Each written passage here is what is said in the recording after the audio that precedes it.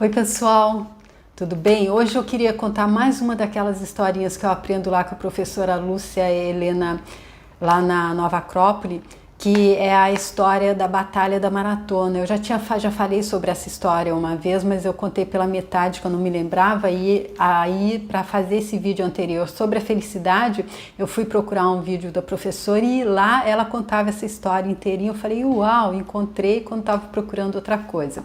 Aí eu falei, então eu vou fazer um vídeo sobre isso para deixar uma reflexão sobre isso para vocês, tá bom? Então é a Batalha da Maratona que deu origem, à prova olímpica dos 42 quilômetros da corrida.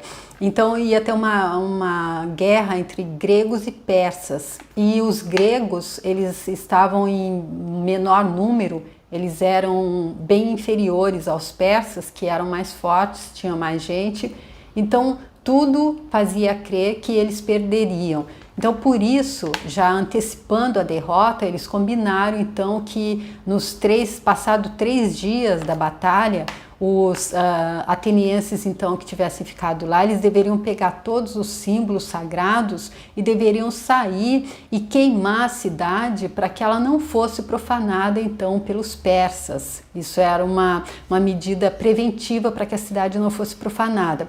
Mas por um milagre de não se sabe o que, os gregos ganharam, apesar de serem os que estavam tidos como os mais fracos. Eles ganharam. E aí, quando eles ganharam, precisava que alguém fosse então correndo avisar, porque já estava quase passando os 3 dias e eles iam colocar fogo na cidade. Então, para que isso não acontecesse, eles mandaram uma pessoa que, de acordo com a professora, se chamava Fidípedos, e ele foi correndo, já estava super cansado, ele correu os 42 quilômetros e chegou lá na entrada da cidade. A primeira pessoa que ele encontrou, ele diz, vencemos. Caiu, pumba para trás e morreu.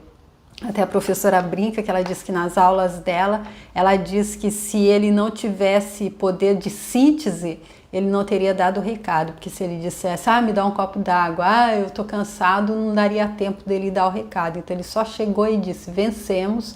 Eles entenderam que não deveria queimar a cidade. E aí ela disse que ele teve foco, ele não se perdeu em outras coisas, não sentou para se lastimar nem nada, ele chegou e deu o recado dele.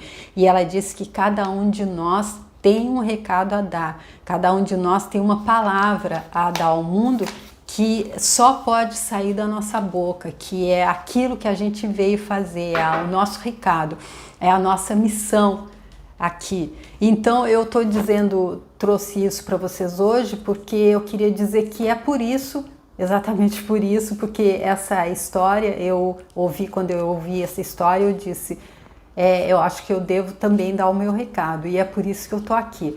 Só para dizer para você que tá aí também com alguma coisa aí que você sabe que você deve fazer, porque na verdade isso era de verdade. Eu vi uma aula lá na escola do alquimista da Maia Andrade com a Selma, e ela diz que quando é um desejo genuíno da alma, é uma coisa que a gente realmente deve fazer. O professor Hélio Couto também diz isso, que quando é uma coisa que você está querendo fazer porque você viu o outro fazendo e para ele está dando certo, e você diz, então é por aí mesmo, você não tem muita certeza daquilo que você quer fazer, você está meio perdido, aí não seria o caso, acredito eu. Mas quando você tem essa certeza, você deve, ou não deve, ninguém deve nada, porém você poderia estar pensando que se você não der o seu recado, talvez a cidade possa ser queimada. Talvez se você não disser a que você veio, o que você veio fazer aqui, as pessoas não vão encontrar aquele caminho que poderia estar encontrando. É como o guarda de trânsito, que se ele está ali e tem que ter um desvio e ele tem que sinalizar e ele não faz, as pessoas vão se perder se continuarem por ali por onde não deveria ir. É só um exemplo que me vem agora pela cabeça. Mas eu acredito que isso é muito significativo. Aquela mensagem que a gente tem a dar é só nossa, é com a nossa energia que ela tem que ser revestida para chegar em quem ela deve chegar. Se também não é, eu me lembro também uma vez que eu ouvi ou li alguma coisa sobre Chico Xavier, que quando ele começou a fazer as palestras dele lá no Centro Espírita, ele disse que não tinha ninguém, não ia ninguém, né? Aí ele disse que ia parar. Aí Emmanuel disse a ele, não, você não para, porque aqui desse lado tem um monte de gente te ouvindo. Então, talvez, ainda que você faça, digamos, no meu caso, que eu estou fazendo vídeos, e se você também, você está querendo fazer vídeo, mas não é só isso, é a coisa que você acredita que você veio para fazer. Então, ainda que você faça e que ninguém veja, você não está vendo os dois lados. Então, eu acredito, agora eu acredito piamente nisso, e com certeza é por isso que eu tô aqui. Mas deixa só eu ler então um pedacinho também aqui para vocês, aqui da lição 27 do meu livrinho surrado do Og Mandino, A Universidade do Sucesso. Então, que ele diz assim: um desejo ardente de ser e de fazer é o ponto de partida para o sonhador. Sonhos não nascem da indiferença, da preguiça ou da falta de ambição. Lembre-se de que quase todos que venceram na vida tiveram que passar primeiro por reveses e depois por provações suficientes para desanimá-los antes de conseguirem finalmente. Beethoven era surdo, Milton cego, mas os nomes deles serão lembrados tanto quanto durar o próprio tempo, porque sonharam e transformaram sonhos em pensamentos organizados. Há diferença entre querer uma coisa e estar pronto a recebê-la. Ninguém está pronto até que comece a acreditar que pode conseguir aquilo que quer. Então, às vezes a gente fica, e até eu fiz um vídeo sobre procrastinação, que esse é um dos pontos, a gente fica buscando a perfeição. Não, eu não estou pronto, eu não vou fazer ainda porque ainda não está pronto. Então é aquela coisa do perfeccionismo negativo, quando a gente usa esse perfeccionismo para nos parar, ele deixa que ele nos pare. Não, mas eu não sei ainda, eu não tenho ainda certeza, eu não me sinto preparado, então eu não vou fazer uma coisa mal feita. Mas e aquela coisa da experiência, vocês já pensaram nisso? Como é que você vai adquirir experiência? Tudo, eu acredito, que a gente faça, seja o que for que a gente faça, no início a gente não fazia tão bem como quando daqui a 5 anos que a gente está fazendo aquilo, daqui a mais tempo, a gente já vai estar fazendo muito melhor. É como, por exemplo, dirigir. Quando você começa a dirigir, você tem que estar prestando atenção em tudo e depois você já está fazendo no automático. Nem sei se é um bom exemplo esse, mas tudo que a experiência é tudo. Então, se a gente fica buscando aquele perfeccionismo que só serve para nos parar, aquele perfeccionismo negativo, a gente nunca vai começar. E aí ele diz também, o estado de espírito tem de ser o de convicção e não apenas esperança ou anelo. Um espírito compreensível é condição essencial para se ter convicção. Mentes fechadas não inspiram fé, coragem ou convicção. Então, se você não tiver a sua mente aberta para ter essa convicção de que aquilo que você veio para fazer, só você pode fazer, e se você não fizer, é como se você tivesse enterrado aquele talento que você recebeu, e quando você voltar, você vai ter que falar, ou que é capaz do chefe ficar meio desapontado, para dizer o mínimo. O que você fez do talento que eu te dei? Então, há que se haver, eu entendo, eu selecionei esse trechinho aqui, porque eu entendo essa convicção como uma forma uma forma de alavancar, sabe? Uma forma mesmo de dar coragem para dar a sua cara a tapa. Por exemplo, eu tinha medo de julgamento. O que eu posso fazer se a pessoa me julgar? É o interessante ponto de vista dela.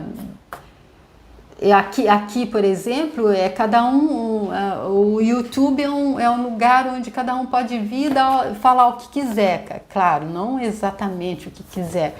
Porém, Cada um pode vir e dar o seu recado da forma que, se tiver dentro das normas do YouTube, vai ficar acessível para todo mundo que quiser ver. Então, se é esse o seu caso, se você também entende que é isso que você deve fazer, que é assim que você deve colocar a sua voz no mundo, tenha essa convicção que a opinião do outro, se fosse assim, se fosse possível agradar a todos, então nós não teríamos crucificado Jesus Cristo. Tem aquela história também do velho, da mulher e do menino que foram com o cavalo, e então no início eles colocaram o menino em cima do cavalo, aí as pessoas passavam e diziam, oh, que coitado, um velho andando e um menino jovem em cima do cavalo, aí colocaram o velho no cavalo, a mulher e o menino andando, a mulher e o menino andando e esse marmanjão no cavalo, aí trocaram, puseram a mulher, nossa, essa mulher e o pobre do menino no cavalo, aí pegaram o cavalo no colo. Não há como... Quer dizer, desculpem, gente, não sei se o final da história é esse.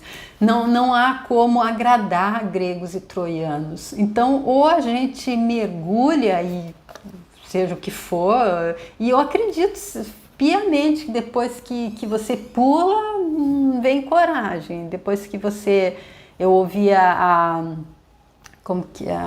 uma pessoa que eu ouvia, ela dizia sempre que há que se ter coragem de saltar no desconhecido, explorar o inexplorado e receber, ela dizia até do desconforto, eu digo, se necessário for, até do desconforto. A Thaisa Campos, que dizia muito isso, eu ouvia muito ela dizer isso. Então, há que se ter coragem de saltar no desconhecido, porque, na verdade, o medo é apenas porque a gente não conhece, você não viu ainda, você não sabe o que está atrás daquela porta que você vai abrir, aí você teme e não abre, mas é só o desconhecido, assim que você abrir e encarar, ele não é mais desconhecido, pronto. E aí, ele diz aqui também... mentes fechadas não inspiram fé, coragem e convicção.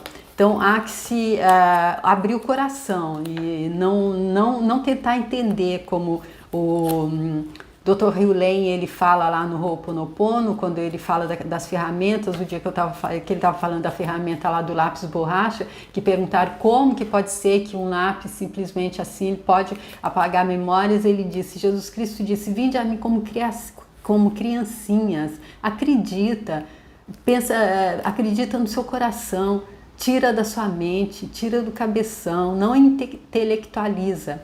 Então é isso que ele está dizendo aqui. E depois, lembre-se de que desejar mais da vida e buscar a abundância e a prosperidade não exige maior esforço que para aceitar a miséria e a pobreza. Um grande poeta colocou de forma correta esta verdade universal nestes versos. Peraí, então antes de ler os versos, que eu vou ler para concluir, é legal falar um pouco sobre essa frase também, ó.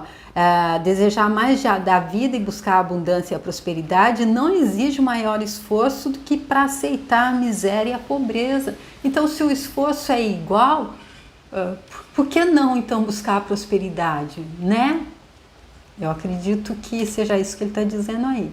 Então, para concluir, para que não fique muito longo essa nossa reflexão de hoje, eu vou ler então os versinhos aqui do grande poeta que ele está dizendo, são só 3 estrofezinhas, tá bem rápido.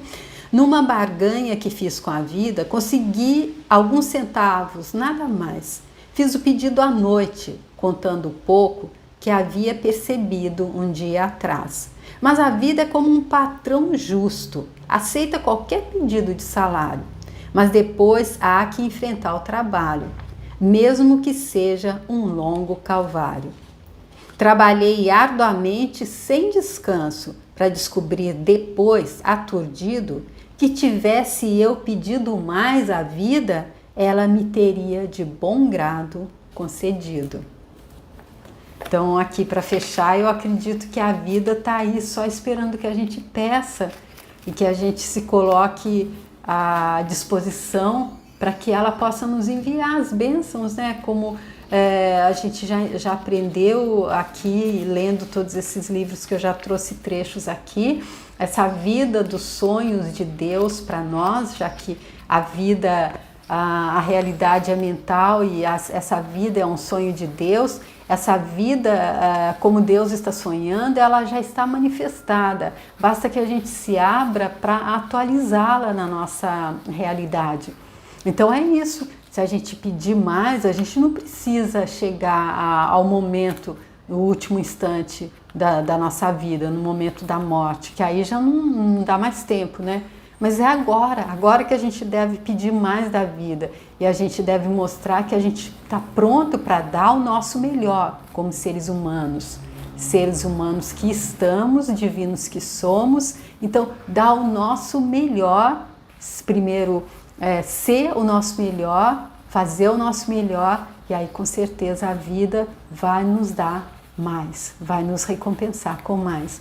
É nisso que eu aposto e é por isso que eu estou trazendo esses vídeos para reflexão para vocês. Aquilo que está realmente mudando a minha vida, tá bom?